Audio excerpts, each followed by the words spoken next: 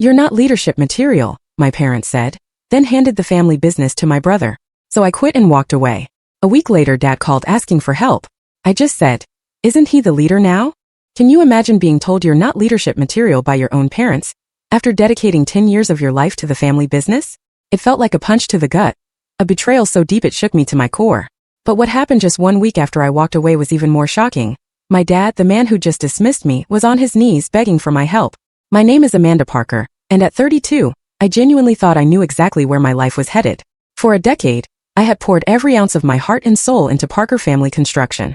I had my business degree, I was the vice president of operations, and I truly believed I was an indispensable part of our $50 million company. Then out of nowhere it all came crashing down. "You're not leadership material," my parents, Robert and Catherine, told me, as they casually handed the reins of the company over to my younger brother, Michael. It was a moment that blindsided me completely. Growing up, the construction business wasn't just a part of my life.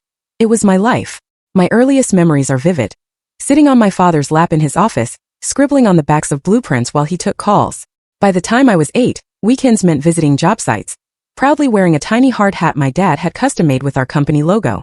While other girls played with dolls, I was captivated by the magic of watching empty lots transform into beautiful, functional buildings.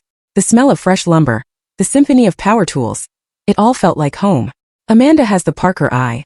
My father would beam to clients when I'd point out intricate architectural details. Those early compliments fueled my passion, solidifying my belief that the family business was my undeniable future. In high school, I was laser-focused. I took every single class I could find that was even remotely relevant, from advanced math to business management, meticulously positioning myself for success. My senior year, when my guidance counselor, Mrs. Hamilton, asked about my college plans, I didn't even hesitate. Business administration with a focus on construction management. I told her, my voice brimming with confidence, "I'm going to run Parker Construction someday." She smiled approvingly and helped me research the best programs in the country. I ended up graduating at the very top of my class from Northwestern University, earning my MBA. And get this, I did it while simultaneously working part-time in various departments at Parker Construction during breaks and summers. Those years were absolutely exhausting, but they were also incredibly fulfilling. I learned every single aspect of the business from the ground up, because as my father always said, you need to know how to do every job before you can effectively manage people doing those jobs. I took his advice to heart. I spent countless hours with our crews, learning estimating from our senior project managers, and absorbing everything I could about the financial side from our accountants. After graduation, I formally joined the company full-time, starting in project management. I quickly proved my worth, bringing in 3 major projects under budget within my first year alone. By 25, I was overseeing multiple project teams, and by 28, I had been promoted to vice president of operations, responsible for the day-to-day functioning of our entire $50 million business. During my decade with the company, I implemented a modernized project management system that boosted our efficiency by a staggering 30%. I cultivated strong, lasting relationships with our subcontractors, securing better rates that significantly improved our profit margins. I even personally developed our sustainability initiative, which opened doors to lucrative government contracts we never would have gotten otherwise. The employees respected me, clients trusted me, and suppliers were always eager to work with us because of the robust systems I had put in place. My brother Michael, who's 2 years younger than me, took a completely different path. He got a marketing degree from a state university, then spent several years bouncing between various marketing positions at different companies. While I was at the office before sunrise and often staying until well after sunset, Michael would occasionally stop by for family lunches, charming everyone with his easy smile and incredibly casual attitude toward work. When he finally joined Parker Construction at 27, he was immediately given the title of marketing director, without having to climb the ranks like I had. He handled our social media, designed some brochures, and attended networking events, but he rarely, if ever, engaged with the real operational challenges that kept our business running. My parents, especially my father, Robert, came from a generation where construction was very much considered a man's world. Despite my mother, Catherine, playing a crucial role as the company's financial controller, there were countless comments over the years that hinted at their traditional views. Clients feel more comfortable seeing a man in charge, my father would say when I questioned why Michael was sent to certain meetings, even though I had far greater technical knowledge. Construction crews respond better to male authority, my mother would echo. Despite the overwhelming evidence to the contrary, our workers consistently executed my plans with precision and respect. Still, I believed that competence would ultimately win out. I assumed that my proven track record, my sheer dedication, would make me the obvious, undeniable choice to take over when my parents retired. After all, I had sacrificed personal relationships and outside interests to dedicate myself entirely to Parker Construction, while Michael maintained an active social life and took frequent vacations. In recent months, there had been whispers about succession planning. I started noticing closed-door meetings between my parents and our company lawyers. Michael seemed to be included in discussions from which I was conspicuously painfully absent. When I directly asked my father about the future leadership of the company, he would just pat my hand and say, "All in good time, Amanda. We're still figuring things out." The uneasy feeling in my stomach grew stronger, turning into a knot of dread, when I overheard my mother on the phone with our family attorney Jessica. "We need to prepare for how to break the news to Amanda," she said in a hushed, almost conspiratorial tone. "It won't be easy, but Robert and I are in agreement about Michael." That evening, as I drove home to my modest condo, I tried desperately to convince myself I had misunderstood. After all my years of dedication, surely they wouldn't pass me over for leadership in favor of my less experienced brother, would they? The call came on a Tuesday evening. "Your father and I want to have a family dinner tomorrow night," my mother said. "We have something important to discuss about the company's future." My heart raced with a mixture of anticipation and anxiety. This had to be about the succession plan. I spent that night preparing notes about my vision for Parker Construction's future, excited to finally have the conversation I'd been waiting for. Wednesday evening arrived, and I showed up at my parents' suburban home, armed with my tablet containing a meticulously crafted 5-year growth strategy. Michael's sports car was already in the driveway when I arrived. The formal dining room was set with my mother's best china, a bottle of expensive champagne chilling in an ice bucket. "What's the occasion?" I asked, trying to keep my voice light as I helped my mother, Catherine, bring serving dishes to the table. "Your father has an announcement," she replied, her smile tight, not quite reaching her eyes. Throughout the appetizer course, we made small talk about recent projects and industry gossip. My father seemed unusually jovial, refilling wine glasses and reminiscing about the early days of the business. By the time the main course was served, I couldn't contain my curiosity any longer. "Mom said you have an announcement about the company, Dad?" Robert Parker straightened in his chair, placing his napkin beside his plate with deliberate, almost theatrical precision. "Yes, Amanda. As you know, your mother and I have been discussing our eventual retirement and the future leadership of Parker Construction." I nodded eagerly, my fingers itching to pull up my prepared notes. "We've decided that Michael will be taking over as CEO when we step back next year." The words hit me like a physical blow. Punch to the gut, indeed. I looked around the table, certain I had misheard. Michael looked down at his plate, meticulously avoiding my eyes. My mother busied herself, rearranging the silverware beside her plate, as if suddenly fascinated by its alignment. "I don't understand," I finally managed, my voice barely a whisper. "I'm the VP of Operations.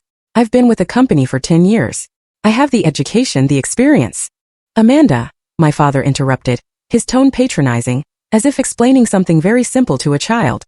"It's not about years of service or your MBA. Running a construction company requires a certain type of leadership presence that, frankly, you don't possess." "What does that mean exactly?" I asked, my voice growing cold, a dangerous edge creeping in. My mother jumped in, her tone overly sweet. "Honey, you're wonderful with details and processes. That's why you're so good at operations. But the CEO role requires big-picture thinking, commanding respect from tough construction crews, and having the confidence to make difficult decisions. And I haven't demonstrated those qualities in the past decade?" I asked, incredulously, my disbelief palpable. "It's different," my father insisted, waving a dismissive hand. "The clients in our industry expect a certain type of person at the helm. Michael has the natural charisma and presence that our clients respond to." "You mean they expect a man?" I said flatly, the truth hanging heavy in the air. My father's expression hardened. "That's not what I said." "But it's what you meant," I countered, my voice rising. "I've brought in more new clients than anyone else in the company over the past 5 years. I've maintained relationships with our biggest accounts. I've personally saved the Watson project when it was on the verge of collapse." "Amanda," my mother interjected, her voice strained. "Nobody is questioning your contributions. This isn't about competence. It's about leadership style." I turned to Michael, who had remained suspiciously quiet, a mixture of guilt and excitement playing on his face. "And what do you think about this?" He finally looked up.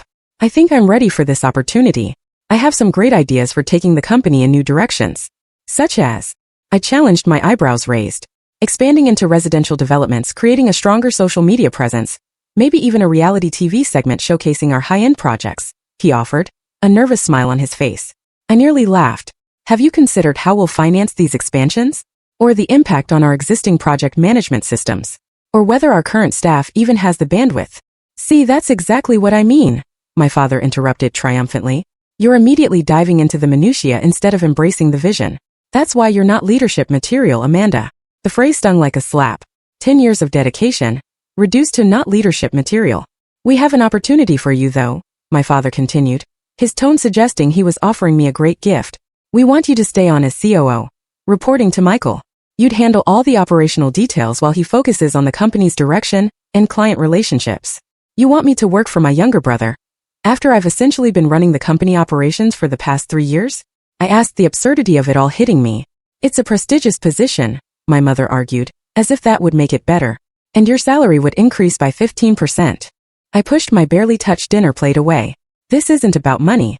This is about recognition of my contributions and abilities. I think you're being emotional, my father said dismissively. This is business, not personal. How is passing over your more qualified daughter for your son not personal?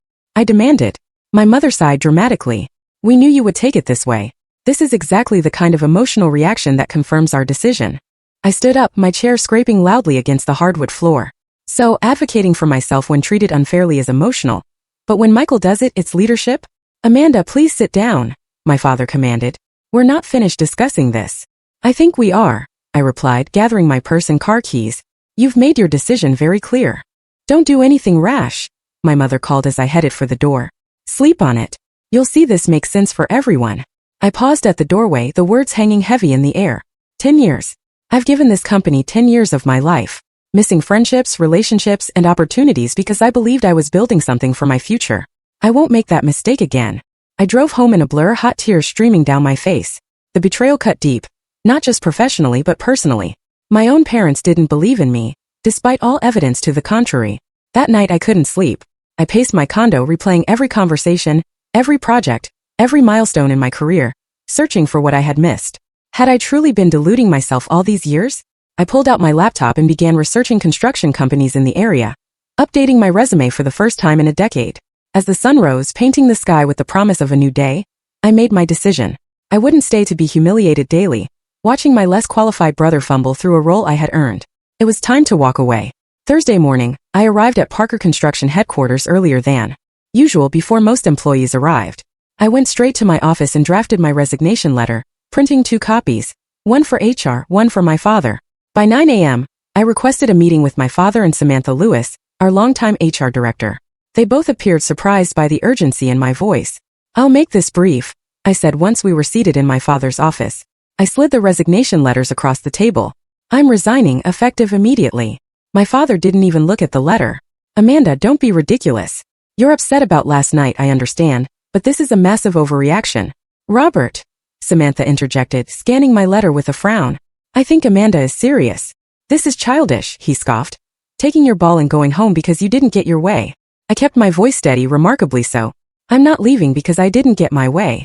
I'm leaving because after 10 years of demonstrated excellence, you've made it clear there's no future for me here that matches my capabilities or ambitions. We offered you a substantial role, he argued, still trying to minimize my feelings. You offered me a demotion disguised as a promotion, I corrected him. I would be doing the same work I do now, possibly more, while reporting to someone with significantly less experience and knowledge. You'll be back, my father said dismissively. When you calm down and think this through logically, you'll realize what you're throwing away. I've already thought it through, I replied, my decision final. Samantha spoke up, ever the professional. Amanda, would you be willing to stay for a transition period? 2 weeks is customary. I've documented all my current projects and processes thoroughly, I explained. My team knows what they're doing. A transition period would just prolong an uncomfortable situation for everyone. My father stood up, anger finally breaking through his condescending calm. So that's it? 10 years and you just walk away without a second thought about the family business. That's the thing, Dad, I said quietly. You made it clear last night that it isn't my family business after all. It's Michael's. I left him sputtering as Samantha escorted me to her office to complete the exit paperwork. Once the door closed behind us, her professional demeanor softened. Off the record, Amanda, she confided. I think they're making a huge mistake. You're the backbone of this company's operations. Thank you, Samantha. That means a lot. Where will you go? She asked, genuinely concerned. I'm not sure yet, but I have a good reputation in the industry. I'll land on my feet.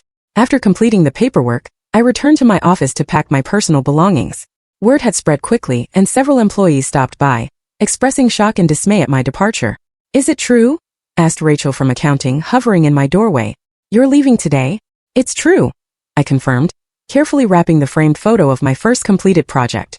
But why? What happened? I chose my words carefully. It's time for me to pursue other opportunities.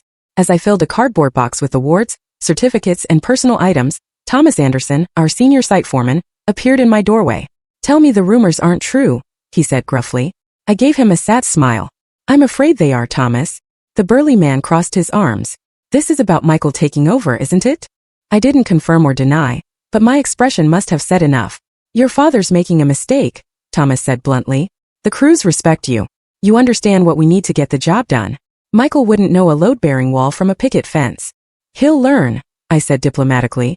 Thomas snorted. "Maybe, but the Brunswick Road project is already behind schedule, and the Madison Street renovation is having supply chain issues without you coordinating everything."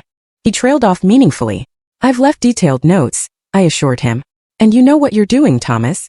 "It's not the same," he insisted. "You mark my words, they'll realize what they've lost within a week." I appreciated his vote of confidence but didn't comment further. I had no intention of badmouthing the company or my family on my way out. By noon, I had cleared out my office and turned in my company phone, laptop and building access card. I declined the traditional farewell lunch, preferring a clean break. As I walked to my car, carrying my box of belongings, I felt a strange, complex mixture of grief and liberation. That afternoon, I called Eleanor Simmons, my former business professor who had become a mentor over the years. We met for coffee at a small cafe, far from Parker Construction's usual haunts. "They did what?" Eleanor exclaimed after I explained the situation. "With your track record and qualifications? Apparently I'm not leadership material," I said, the phrase still bitter on my tongue. "That's absurd," she scoffed. "I've used your project management strategies as case studies in my advanced classes for years." "Tell that to my parents," I sighed. Eleanor studied me over her coffee cup. "So what's your next move?" "I'm not sure yet. I could probably get a position with another construction firm, but part of me wants to start fresh completely, you know?" "Amanda," Eleanor said thoughtfully, her eyes gleaming. "This might be the push you needed. You've always had entrepreneurial instincts. Maybe it's time to consider starting your own firm." The idea had crossed my mind during my sleepless night, but hearing Eleanor suggest it gave it more weight, more reality. The next few days were a blur of adjusting to unemployment. I slept past 6 a.m. for the first time in years. I updated my LinkedIn profile and reconnected with industry contacts. Several reached out immediately upon seeing my status change, including Gregory Winters, a former client who now ran his own property development company. "Let me take you to lunch," Gregory insisted over the phone. "I've been trying to poach you from Parker Construction for years. Now's my chance." Over an expensive lunch downtown, Gregory didn't waste time with small talk. "I need someone to oversee my construction operations. The position is yours if you want it." "I appreciate the offer," I said sincerely, but he prompted, reading my hesitation. "But I'm considering all my options," I admitted, including starting my own construction management firm. Instead of being disappointed, Gregory looked intrigued. "Interesting. Would you consider a partnership arrangement? Your expertise combined with my development projects could be mutually beneficial." "That's worth exploring," I agreed. Throughout our lunch, my phone buzzed repeatedly with texts from former colleagues. Reading them later, I learned that chaos had descended upon Parker Construction almost immediately after my departure. Michael had moved into the CEO office but seemed completely overwhelmed by the sheer volume of decisions requiring his attention. Projects were stalling, clients were getting frustrated, and the carefully crafted systems I had implemented were beginning to unravel without someone who truly understood them at the helm. I felt a strange twinge of satisfaction, but also genuine concern for the employees whose livelihoods depended on the company's success. Still, this wasn't my problem anymore. My parents and brother had made their choice, and now they would have to live with the consequences. I hadn't intended to keep tabs on Parker Construction after my departure, but the construction industry in our city was relatively small. Information flowed freely between projects, suppliers, and competing firms. Within days, I began hearing reports about the company's rapid decline. Jessica Martinez, who worked in permitting at City Hall, called me 4 days after I left. "Amanda, what on earth is happening at Parker? Tyler Wilson just submitted plans for the Riverside project with multiple code violations. When I asked who reviewed them, he said he was new and Michael signed off without checking." Tyler, by the way, was Michael's college friend who had suddenly been promoted to project manager despite having no construction experience. I winced at the news but simply replied, "I'm not involved with Parker Construction anymore, Jessica." "Well, whoever is reviewing plans now needs remedial training," she sighed. "These would never have left your desk with these errors." Later that same day, I received a text from Brian, our lumber supplier. "Your brother just tried to order materials for Lakeside Heights at last year's contracted price. Had to explain inflation and new rates. He seemed shocked. Everything okay there?" The most concerning news came from Victoria Marshall, CEO of Marshall Medical Centers, and one of Parker Construction's biggest clients. She called me directly on my personal cell. "Amanda, I've just had the most concerning meeting with your brother," she began without preamble. He was completely unprepared to discuss the timeline for our new urgent care facility. When I asked about the cost overruns on the foundation work, he actually said he'd have to circle back after consulting with someone who understood the numbers. I'm sorry to hear that, Victoria, but I'm no longer with Parker Construction, I explained. There was a pause. Since when? Since last week. That explains a lot, she said. Amanda, we signed with Parker because of your reputation for attention to detail and transparent communication. Our $20 million project is already showing signs of mismanagement after just 1 week without you. I'm sure they'll get things sorted out, I said diplomatically, though I doubted it. Perhaps, Victoria replied, her tone making it clear she didn't believe it. But I should inform you that our contract includes a clause allowing us to reevaluate if key personnel leave the project. I'm meeting with my board tomorrow to discuss our options. The news continued to flow in. Thomas texted that 3 foremen were threatening to quit after Michael implemented a new scheduling system that completely ignored the practical realities of construction sequencing. Samantha from HR called to ask if I had documentation about certain employee accommodations I had approved, as Michael was questioning their necessity. According to Linda in accounting, suppliers were tightening their credit terms without me as the relationship manager. The 30-day payment windows I had negotiated were reverting to stricter terms, creating serious cash flow challenges. I heard from multiple sources that my father was increasingly present on job sites, attempting to micromanage situations that were spiraling out of control. My mother was apparently blaming market conditions and a transitional adjustment period, rather than acknowledging the glaring leadership problem. 7 days after my departure, the situation reached a crisis point. Gregory, who maintained connections with Parker Construction through mutual subcontractors, met me for coffee with the latest update. The Brunswick Road project is officially behind schedule, he reported. Thomas says they've missed 3 critical milestones already. The penalty clauses in that contract will start kicking in next week, to the tune of $10,000 per day. That project was already running on tight margins, I noted with concern. That's not all, Gregory continued. Victoria Marshall has apparently given them an ultimatum. Either demonstrate competent project management for her medical center by Monday, or she's invoking her exit clause and taking the project elsewhere. That would be devastating, I murmured. The Marshall Medical Center was not only their largest current project, but would have led to multiple future contracts. Word is that Michael is completely overwhelmed, Gregory added. He apparently locked himself in his office yesterday after a supplier threatened to pull all their equipment from the West Side renovation. Despite everything, I felt a pang of sympathy for my brother. He hadn't asked for this responsibility, at least not originally. Our parents had thrust him into a role he wasn't prepared for, setting him up for failure while simultaneously undermining my career. That evening, as I was reviewing a proposal Gregory had drafted for our potential partnership, my phone rang. My father's name appeared on the screen. After a moment's hesitation, I declined the call. Minutes later, a text appeared. Amanda, we need to talk. The company needs you. Please call me back. I set my phone aside without responding. They had made their choice. Now they would have to live with the consequences. By the end of the week, the calls became increasingly frequent and desperate. My father called 3 times on Friday alone. On Saturday morning, my mother tried, leaving a voicemail that oscillated between commanding and pleading. Amanda, this childish silent treatment needs to stop. Your father and I raised you better than this. The company is facing some temporary challenges that your expertise could help resolve. That's what family does, they help each other. Michael's attempt came Sunday afternoon. His message clearly scripted by our parents. Hey sis, hope you're doing okay.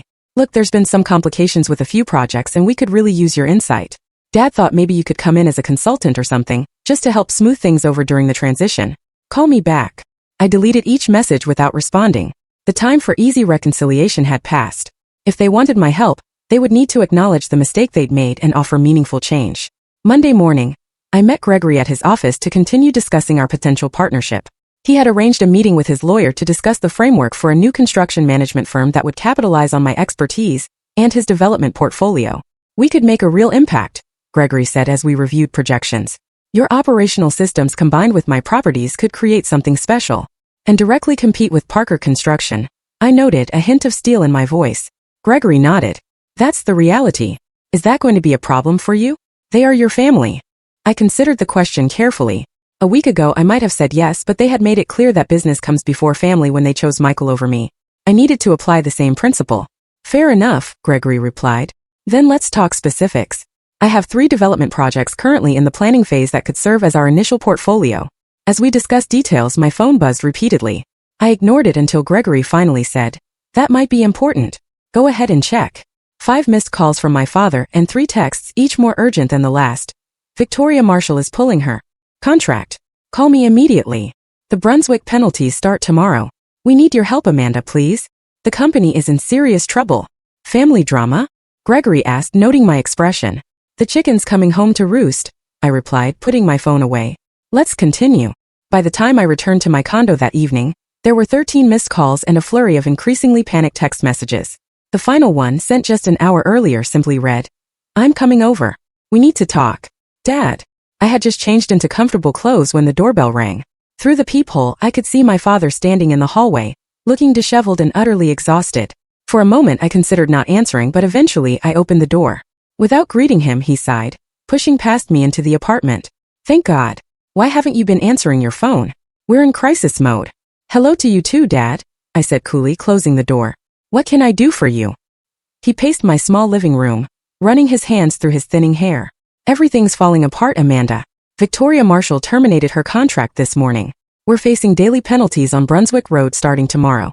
3 of our best foremen have submitted their resignations. The bank is questioning our cash flow projections with the loss of the Marshall project. That sounds challenging, I said neutrally, my voice betraying no emotion. He stopped pacing to stare at me. Challenging? It's a disaster. We could lose everything. And what exactly would you like me to do about it? Come back, he exclaimed, as if it were the most obvious thing in the world. We need you to fix this mess. In what capacity? I asked, my voice level. What does that matter? The company is in trouble. It matters to me, I insisted. Would I be coming back as Michael's subordinate? As a consultant? As what exactly? My father waved his hand dismissively. We can figure out titles later. Right now, we need your knowledge and relationships to stabilize things. I shook my head slowly. That's not good enough, Dad. What do you want from me? He demanded, his voice rising in frustration. An apology? Fine. I'm sorry we hurt your feelings. Is that what you needed to hear? That's not an apology, I replied, my voice firm. That's a dismissal of my legitimate grievances, and it doesn't address the fundamental problem. Which is what, exactly? That you and Mom never saw me as leadership material despite all evidence to the contrary. That you gave Michael a position he wasn't qualified for because of your outdated notions about who should run a construction company. That you expected me to accept a demotion and be grateful for it. My father's face flushed red. This isn't the time for feminist manifestos, Amanda. The company is at stake here. My point exactly, I said calmly. When it was just my career and future at stake, my concerns could be dismissed. Now that it's affecting the bottom line, suddenly it's a crisis requiring immediate attention. That's not fair, is it? For 10 years, I warned about potential problems, implemented solutions, and built systems that kept everything running smoothly. Did you or Mom or Michael ever truly appreciate that work? Or did you just expect it from me while assuming Michael had some magical leadership quality I lacked? My father sank onto my couch, suddenly looking every one of his 65 years. I never thought it would fall apart this quickly, he admitted, his voice barely a whisper. Everything seemed so stable. It was stable because I made it stable, I said. Those systems don't run themselves. They require someone who understands them and the reasons behind them. So you're enjoying this? He asked bitterly. Watching the company collapse without you? No, I said honestly. I take no pleasure in seeing something I helped build struggle. I care about the employees whose livelihoods depend on Parker Construction, but I won't be taken for granted anymore. What do you want, Amanda? He asked tiredly. Just tell me what it will take to get you back. I want what I've earned, I said simply. Recognition of my abilities and a position that reflects my contributions and capabilities. Meaning what exactly? I think you know. My father stood up, heading for the door. I need to discuss this with your mother and Michael. This isn't a decision I can make unilaterally. Of course, I agreed. But understand this, Dad. I'm meeting with Gregory Winters tomorrow to finalize plans for a new construction management firm. If I don't hear a serious offer from Parker Construction by noon, I'll be signing those papers and becoming your direct competitor. His hand froze on the doorknob. You wouldn't. I absolutely would, I assured him. The choice is yours. After he left, I poured myself a glass of wine and sat on my balcony, watching the city lights. For the first time since this ordeal began, I felt completely in control of my destiny. Whatever happened next would be on my terms, not theirs. Early Tuesday morning, I called Eleanor for advice. My father came by last night, practically begging me to return, I explained. The company is in serious trouble. I'm not surprised, Eleanor replied. What did you tell him? That I'd consider returning, but only in a position commensurate with my abilities. I have a meeting with Gregory today about forming a competing firm if Parker doesn't make a serious offer by noon. Smart, she approved. Creating leverage. So what are your terms? That's what I wanted to discuss with you, I admitted. I need to be clear about what I want. Start with the title, Eleanor advised. CEO, I said without hesitation. I won't accept anything less at this point. Good. What about ownership stake? Your parents presumably own the majority currently, with perhaps some distributed to you and Michael. My parents each own 40%, Michael and I each have 10%, I confirmed. You should demand a controlling interest, Eleanor suggested. At least 51%. That's a lot to ask for, I said uncertainly. They're asking you to save the company, Eleanor reminded me. That's worth a controlling stake. Otherwise, you'll be vulnerable to being outvoted on major decisions. You're right, I agreed after consideration. What else? Board representation, she continued, and clear succession planning documentation that can't be easily changed. After finishing with Eleanor, I called Diane Matthews, an attorney who specialized in family business disputes. She agreed to meet me immediately to draft formal terms. These are aggressive terms, Diane noted as we finalized the document. Are you prepared to walk away if they don't agree? Absolutely, I confirmed. I have a viable alternative with Gregory. Then let's make sure this protects you completely, she said, making additional notes. At 11:30 a.m. my father called. We've discussed the situation and would like to meet to present our offer, he said, his tone carefully neutral. I have terms of my own, I replied. I've had them drawn up legally. A pause. I see. When and where would you like to meet? We agreed to meet at Salvatore's, an upscale Italian restaurant with private dining rooms, at 1 p.m.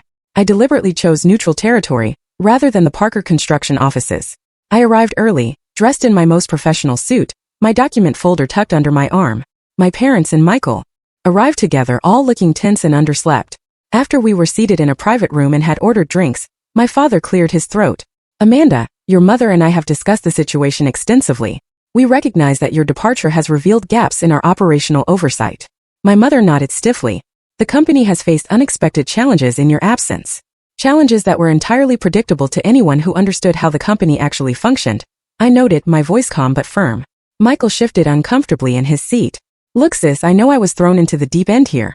I never realized how much you were handling behind the scenes. Which is why, my father continued, we'd like to offer you the position of Chief Operating Officer with an increased ownership stake of 20%, taken from your mother's and my shares. You would report directly to the board rather than to Michael. I took a sip of water, considering how to respond. That's an interesting offer, but it doesn't address the fundamental issue. Which is? My mother asked, her voice tight. Leadership, I said simply. You determined I wasn't leadership material despite all evidence to the contrary. The past week has demonstrated otherwise. We may have been hasty in our assessment, my father conceded grudgingly. I have a counter-proposal, I said, sliding copies of my document across the table. These are my terms for returning to Parker Construction. They each took a copy, and I waited as they read through the pages. My mother gasped audibly at several points. My father's face darkened. Michael surprisingly remained impassive. This is outrageous, my mother finally sputtered. CEO position? 51% controlling stake? Michael stepped down to Executive Vice President of Business Development? 2 board seats. Those are my terms, I confirmed calmly. This is highway robbery, my father growled. You're using our temporary difficulties to stage a hostile takeover. I'm establishing terms that reflect my value to the company, I corrected him. Terms that ensure I won't be undermined or dismissed again based on outdated biases. We can't possibly agree to this, my mother insisted. Then I wish you the best of luck, I said, gathering my belongings. I have a meeting with Gregory Winters at 3 to finalize our new venture. Wait, Michael said suddenly. Can we discuss this rationally for a minute? I paused, surprised by his intervention. Dad, Mom, he continued, looking at them. Amanda is right. I was given a position I wasn't prepared for. This past week has been a nightmare. I've been drowning in decisions I don't fully understand while watching relationships with clients and suppliers deteriorate. You just need time to adjust, our mother insisted. No, Michael said firmly. I need to be honest about my strengths and weaknesses. Marketing, client relations, business development, those are my strengths. Operations, project management, technical details, those are Amanda's. He turned to me, his expression earnest. The Executive VP of Business Development position you've outlined here, that actually sounds perfect for me. I'd be much more effective in that role than trying to oversee everything. My parents stared at him in shock. I'm not saying I agree to every term here, Michael clarified. But the basic structure makes sense. Amanda should be CEO. She's earned it. An uncomfortable silence fell over the table. I need to step outside and call the bank, my father finally said. They're expecting an update on our leadership situation by close of business. And I should check with Victoria Marshall, I added. If we reach an agreement, I may be able to salvage that contract.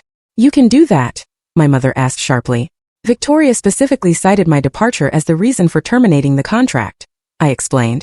If I'm returning as CEO, she might reconsider. My parents exchanged glances, the reality of the situation finally sinking in. We need time to discuss this privately, my father said. Of course, I agreed. But I need an answer by 2:30. Otherwise, I'm moving forward with Gregory. I stepped outside to give them privacy, using the time to call Victoria Marshall. Amanda, she answered warmly. I was hoping to hear from you. Have you started your own firm yet? Not yet, I replied.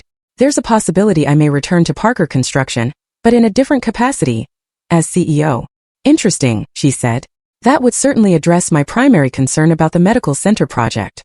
If that were to happen, I ventured, would you consider reinstating the contract? I would need assurances about project management and oversight, she said carefully. But yes, with you at the helm, we would be open to discussions. Armed with this leverage, I returned to the private dining room. My parents and Michael were seated in tense silence. Victoria Marshall would reconsider the contract if I returned as CEO, I informed them. My father nodded grimly. We've discussed your terms. We're prepared to accept most of them, with some modifications. Which ones? I asked. The ownership stake, he said. 51% is too much. We'll agree to 35%, with your mother and I retaining 30% each, and Michael 5%. I shook my head. That still leaves me vulnerable to being outvoted by you and Mom together. I need a controlling interest. 49%, my mother countered. With a clause requiring a supermajority of 75% for major company decisions. That gives you effective veto power without technically having control. I considered this. I can accept that arrangement, provided the supermajority requirement is legally binding and covers all strategic decisions. It will be, my father assured me. What else? The board composition, my mother said. Instead of you having 2 seats, we propose a 5-person board. You, Michael, your father and I, and an independent director mutually agreed upon. That's acceptable, I agreed after consideration. Any other changes? Everything else is agreeable, my father said, though his tone suggested the words pained him. CEO title, reporting structure, compensation package. Though we would like a 6-month probationary period. Absolutely not, I said firmly. I'm not coming back on a trial basis after 10 years of proven performance. The appointment is permanent or not at all. My father looked like he wanted to argue, but finally nodded. Fine. No probationary period then. We have a deal, I said, extending my hand. I'll have my lawyer draft the revised agreement this afternoon. My father hesitated before shaking my hand. When can you start? Tomorrow, I said. We have a lot of fires to put out. As we prepared to leave, Michael pulled me aside. I really am sorry about all this, Amanda. I should have stood up for you from the beginning. Why didn't you? I asked, genuinely curious. He shrugged uncomfortably. It's complicated. Part of me liked the idea of being CEO, even though I knew I wasn't qualified. And part of me has always tried to please Dad, you know that. I do know that, I acknowledged. The question is whether you're genuinely okay with this new arrangement. I am, he said, and seemed sincere. I'll be much happier focusing on what I'm good at rather than drowning in operations details. Then I look forward to working with you, I said, surprising myself with how much I meant it. As we left the restaurant, I called Gregory to cancel our meeting. I'm staying with Parker Construction, I explained. His CEO? He said, sounding genuinely pleased for me. They finally came to their senses, I replied with a smile. With significant encouragement. That night, as I prepared for my first day as CEO, I felt a complex mixture of emotions. Vindication, anxiety, determination, and most surprisingly, optimism. The road ahead wouldn't be easy, but for the first time, I would be walking it on my own terms. Wednesday morning, I arrived at Parker Construction headquarters at 6:30 a.m., deliberately early to prepare for what would undoubtedly be a challenging day. The legal documents had been finalized late the previous night, with my lawyer Diane working overtime to incorporate the negotiated changes while ensuring my interests remained protected. As I walked through the quiet office toward what would now be my office, the CEO's office, I felt a strange mix of familiarity and newness.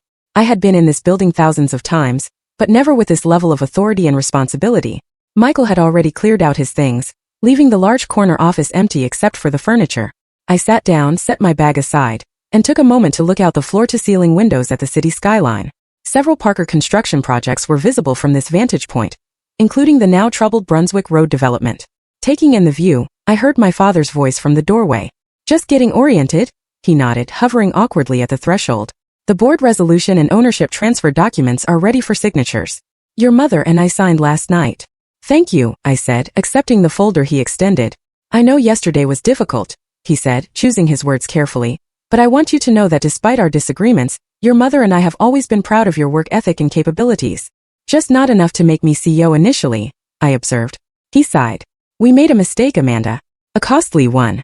But we're trying to correct it now. I appreciate that, I said, softening slightly. And I'm committed to stabilizing the company and moving us forward successfully. I know you are, he replied. That's why, despite everything, I'm confident we've made the right decision now. It wasn't a full apology or acknowledgement of the gender bias that had influenced their original decision, but it was a start. Rome wasn't built in a day, and deeply ingrained attitudes wouldn't change overnight. By 8 a.m., the office was buzzing with energy and speculation. I had emailed all employees the previous evening announcing the leadership change, but email couldn't capture the nuances of such a significant transition. At 9 a.m., I called an all-staff meeting in the large conference room. Employees filed in, many offering smiles and words of encouragement. I noticed my mother slip in at the back, her expression unreadable. Michael took a seat in the front row, giving me a supportive nod. Good morning, everyone. I began once the room had settled. As you know, there have been some significant changes in leadership at Parker Construction. I want to take this opportunity to address those changes directly and share my vision for our path forward. I outlined the new organizational structure, emphasizing that Michael would be focusing on business development and client relationships, areas where his skills could truly shine. The past week has been challenging, I acknowledged. Some projects have fallen behind schedule. Some client relationships have been strained. Some of our systems have faltered. Murmurs of agreement rippled through the audience. But Parker Construction has been a pillar of this community for over 30 years, and that isn't going to change. What will change is how we address these immediate challenges and position ourselves for long-term success. I outlined my immediate priorities: salvaging the Marshall Medical Center contract, addressing the Brunswick Road project delays, and stabilizing supplier relationships. I'll be meeting with department heads throughout the day to develop specific action plans, I concluded. But I want everyone to know that my door is open. You are the lifeblood of this company, and your insights and concerns matter to me. After the meeting, Thomas approached me with a grin. About damn time, he said quietly. The crews will be relieved to hear you're back. Thanks, Thomas. Can you gather the site foreman for a meeting this afternoon? We need to address Brunswick Road immediately. Already scheduled, he assured me. My next priority was calling Victoria Marshall. Victoria, it's Amanda Parker. I wanted to let you know that the leadership transition we discussed has been finalized. I'm now CEO of Parker Construction. That's excellent news, she replied warmly. I take it you're calling about our terminated contract? I am. I'd like to meet to discuss reinstating it, with some additional guarantees regarding project management and oversight. I think that can be arranged, she agreed. My schedule is open this afternoon. Perfect. I'll come to your office at 2. The rest of the morning was a whirlwind of meetings, calls, and decisions.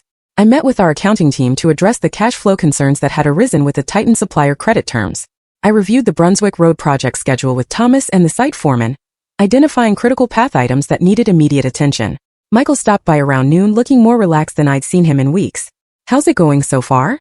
Busy, I admitted. There's a lot to address. I bet, he agreed. Listen, I've been thinking about the West Side renovation project.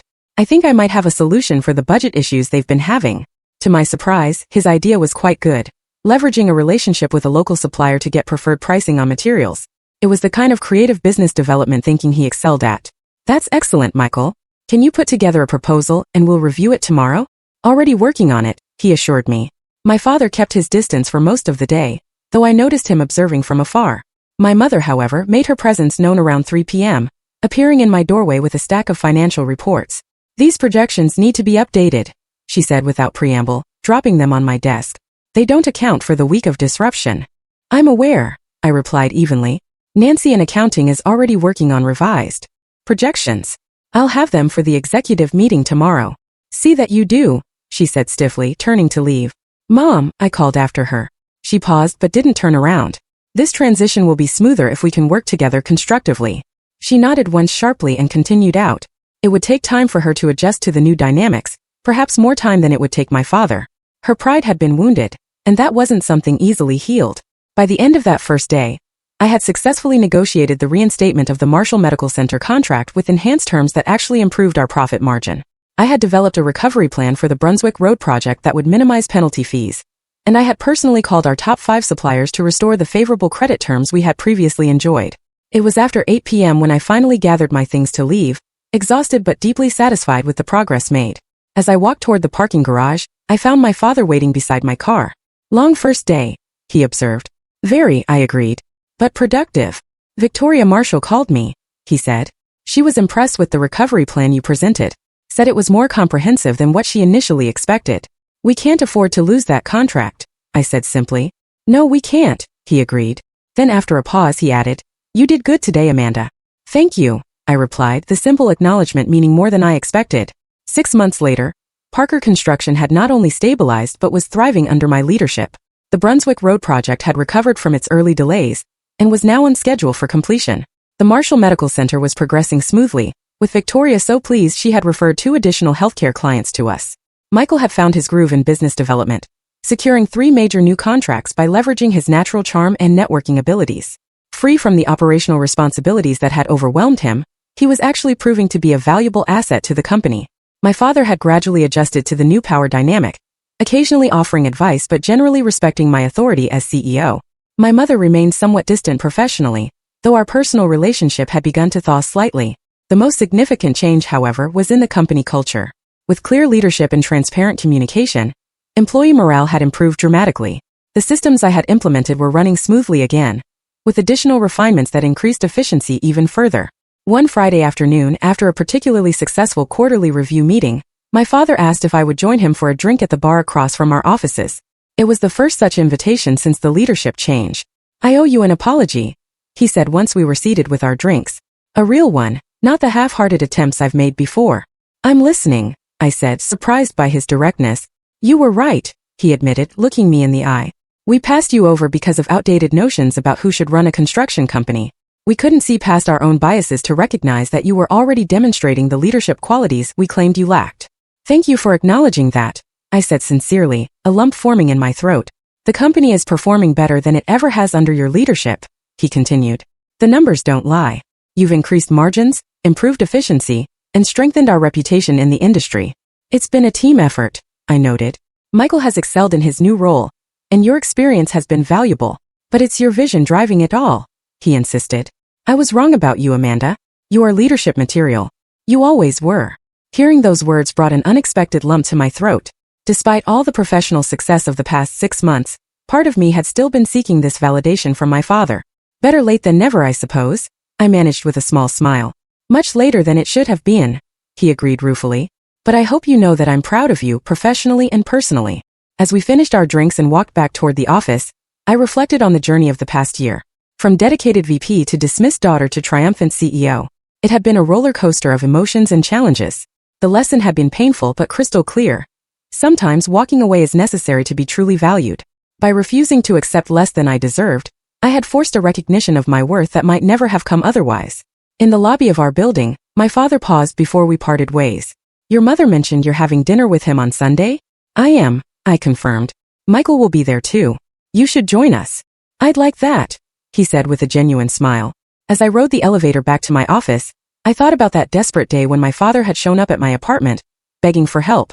When he had asked what it would take to bring me back, I had simply said, I'll come back, but only as CEO. Take it or leave it. Sometimes standing your ground is the only way to move forward.